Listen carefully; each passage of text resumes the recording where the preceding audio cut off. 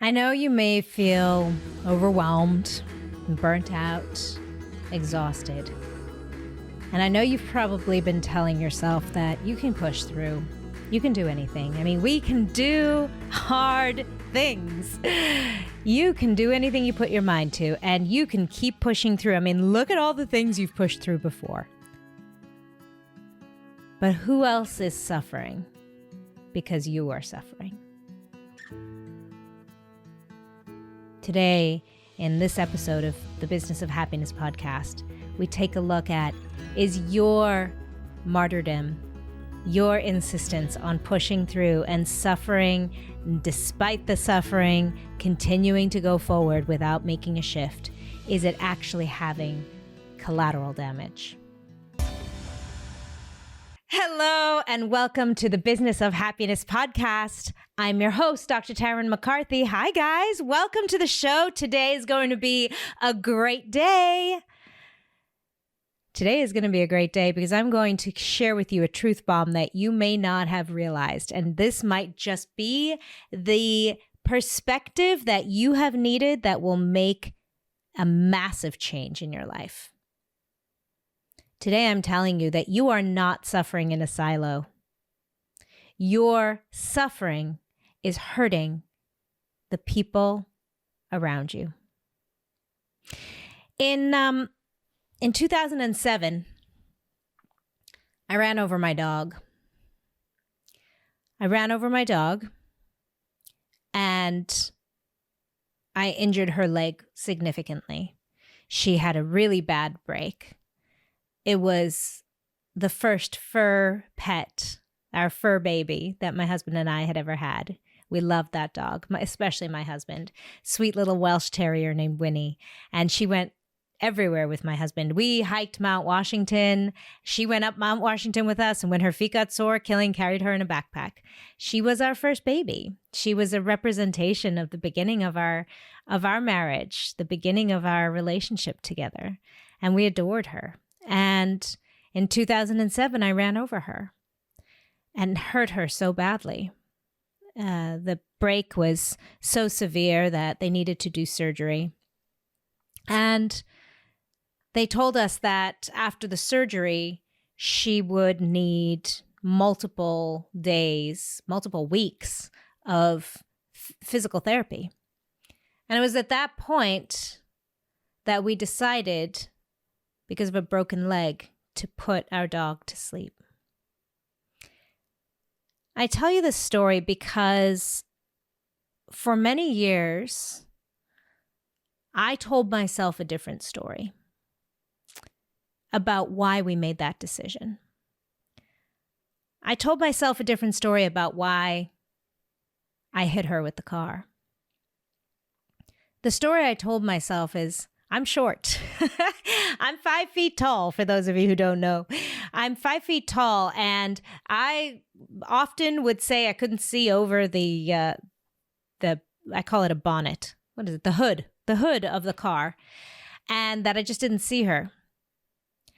And the truth is I didn't see her because I was living in chaos. I was living in a frenzy state.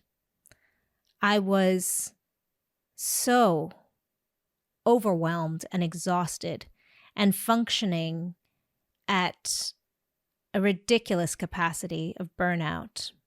And I was just pushing through. I couldn't even pay attention. I was multitasking like a queen. I mean, I thought I was the best multitasker. I actually wore it as a badge of honor. I thought that was my superpower. And flying around trying to be all things to all people. I was running a business pretty much as a single mom because my husband at the time was working outside of the state, and we had rented a house for him in a different state so that he could stay over, take call. And I was living alone at the house with 2 babies still in diapers, running a practice out of my house, so overwhelmed and burned out. And on that day when I was flying home after work, after working a full day, then taking the kids to fly to the grocery store to get some dinner and dessert.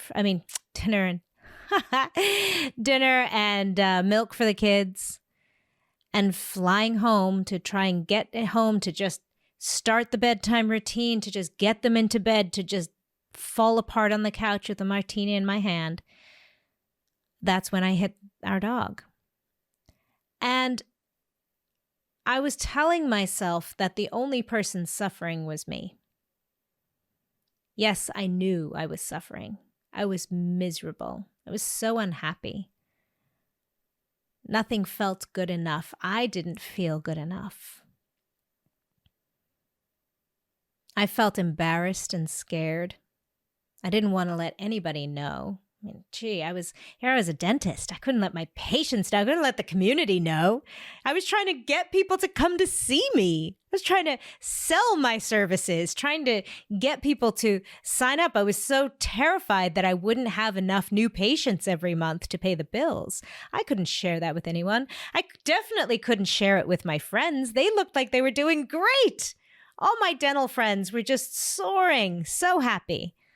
I couldn't share it with my family. I was the most successful person of all my siblings. How dare I start crying sad or overwhelmed? I was making a lot of money in their eyes. And that suffering of pushing myself beyond my limits, beyond my capacity, and feeling like a failure constantly, feeling like I was never fully present, because I wasn't. I wasn't even present enough to pay attention to the road. The fact that I only hit a dog still blows my mind, because I was just functioning offline in a state of absolute fight or flight, not really truly present in any one moment. And Winnie was just a metaphor for the suffering that was happening around me. I was raising human beings, these impressionable, beautiful little kids that I was just squeezing into my day, that I was just hoping for getting them into bed at night, hoping for an easy bedtime. God forbid we had a moment of norovirus. I will never forget that, where I stayed up all night cleaning and cleaning up all by myself and trying to make it through the night, knowing that the next morning I'd see patients at 8 a.m., knowing that I'd have to pump before I got out of the house, and just every moment resenting the next vomiting episode of my kids. There's no way I was showing up as my best self with them. And the collateral damage was happening all around me. I tell you this story because at the time I was so unaware. I thought it was just me that had to carry this burden. I thought, I can do this. I'm miserable, but I can hold this up for everyone else. And I didn't have any awareness that my suffering was actually causing other people to suffer too. We made the decision to put our dog to sleep because I couldn't imagine one more thing on my schedule. I couldn't imagine additionally to all of these other demands where everybody needed a piece of me, wanted a piece of me all the time. I couldn't imagine also now taking her to physical therapy appointments. And the guilt that weighed on me after that decision added to my suffering. And it contributed to that lack of presence again. Every moment that I had free where I wasn't, escaping in intense work or intense exercise or in alcohol, every moment I had, when I had a moment to be present, I would feel the shame and the sadness, and I'd try to push it away by stepping out of presence again. My question is, what will it take for you to have awareness? in your life? Who else is suffering because you're suffering? And have you been telling yourself this whole time that you're so strong and capable, and oh my God, you are, that you can push through anything, that you can withstand anything, and maybe it's just a little while longer, that you'll find happiness and peace and calm and ease when XYZ? And have you been blind to the awareness of what your suffering is causing in others? For me, it was my family and my health. It was also salvaging my business, because there is no way I could show up as the owner, the CEO of my business, let alone the CEO of my life, under that stress. And I thought that it was only me that was suffering. But really, looking back now, I see the ripple effect of it. And, I ask you just to allow yourself to be aware. How long are you willing to wait before the suffering starts evidencing pain that you're no longer willing to tolerate? You're maybe tolerating that pain in you right now, but when it impacts someone else, is that what it's going to take before you realize that effect that you're having on the world around you? It was so interesting. The other day, I was explaining to my daughter, she was asking why women all get on the same menstrual cycle, and I was trying to describe it to her. I said, it's really interesting because our sweat actually excretes hormones. And it's those hormones in the air that we actually attach to. And then that's how women get on the same cycle. It's because of our hormones that are actually speaking and having conversations between one another. We're not even aware of it, but it's that hormonal conversation between one another where we're actually affected and impacted by other people's hormones. That's how women end up on the same cycle when they with their menstrual cycles. The same is true for cortisol. We excrete cortisol, stress hormone, in our sweat, and that is felt by the people around us. We talk about energy all the time. And when you're in a room with a really stressed out person, sometimes you got to leave. I can't be in this room. I can't be in this space with you right now. Your stressing of yourself is affecting me, right? Ever been in a room with someone like that? I lived like that for decades without even realizing that impact it was having on other people. And here we are treating patients in their mouths, leading teams, holding space for our patients who have had experienced dental trauma. And we think that the stress and the suffering that we're experiencing isn't impacting them. What's it going to take for you to realize that it is? Imagine a world where you took responsibility for your own healing. You took responsibility for your own pain, your own suffering. And you understood that responsibility as a journey of healing that is required not just for yourself, but for the people around you. Knowing that when you took care of yourself, you're doing the very best for the people around you. What if taking care of yourself and your happiness is the greatest gift you can give to the people in your world?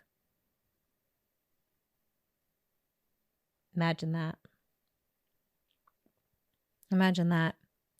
As this year is slowly coming to a close and we're beginning to look at 2024 on the horizon, I invite you to just take a look at this past year and see where you've been hurting and suffering and where you've been just telling yourself that you can carry this burden.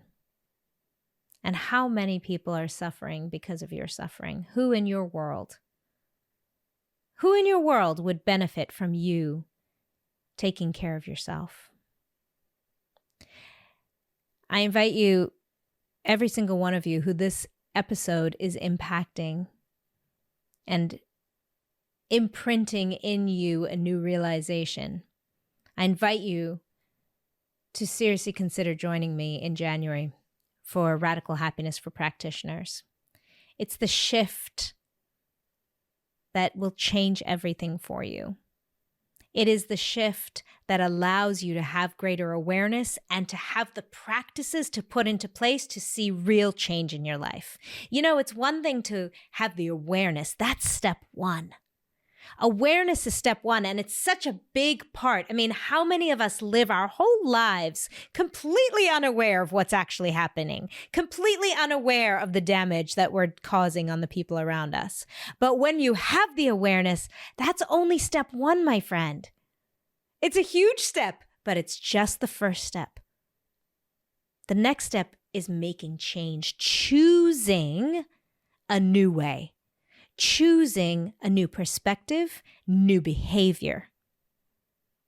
And that is what we talk about in Radical Happiness for Practitioners, making actual change in your life. So if this is hitting home to you, I'll leave you in the show notes here a link to the waitlist for 2024 Radical Happiness for Practitioners. But I wouldn't wait if I were you. Go to www.thebizofhappiness.com and you'll see the link right there on the front page for Radical Happiness for Practitioners. That's this foundational course and supporting you in recognizing that your happiness has to come first. See, we used to think that success would bring happiness, but I think you've realized by now that that's not true. And the exciting part is, and this is really exciting. I know this has felt heavy, this episode, but here's a really exciting part, is that happiness actually brings greater success. It really does. See, you don't have to suffer. It isn't selfish to take care of yourself. It is not. It actually, by taking care of yourself, has ripple effects on the world around you, and you actually can have greater impact in a more influential, better, kinder, compassionate, healing way on the people around you. Your patients, your team, your family, and believe it or not, your bank account. You're not suffering in a silo, but you also don't have to heal in one. There is so much support out there.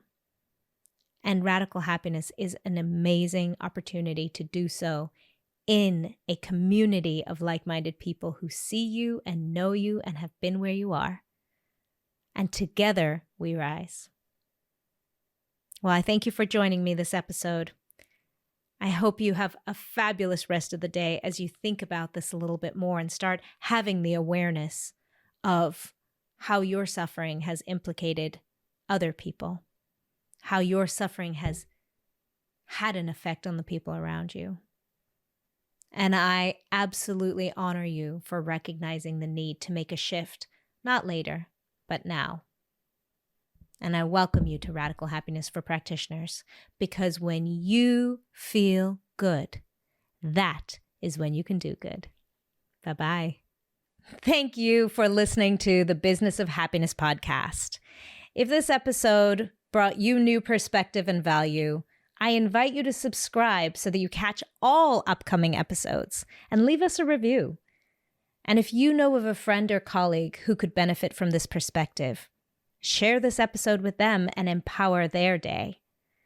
For more information about the Business of Happiness and the Radical Happiness for Practitioners course, find me on www.thebizofhappiness.com. See you there.